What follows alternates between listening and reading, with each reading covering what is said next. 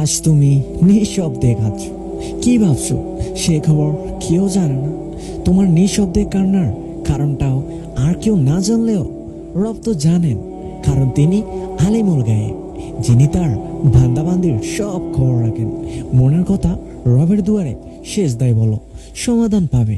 মানুষের কাছে বলে কোনো সমাধান পাবে না, বরং তোমার দুর্বলতা তুমি ছাড়া আর কেউ জানলেও যা তোমার সমস্যা বাড়াবে, কমাবে না।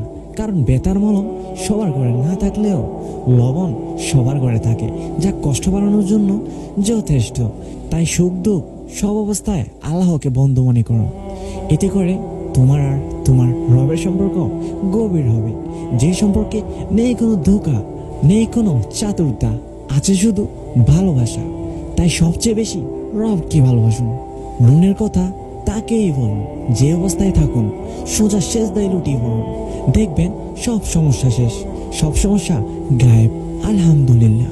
তো আজকের মতো ভিডিওটি এই পর্যন্ত। সবাই ভালো থাকবেন, আর ভিডিওটি ভালো লাগলে এখনই একটি লাইক করে দিন।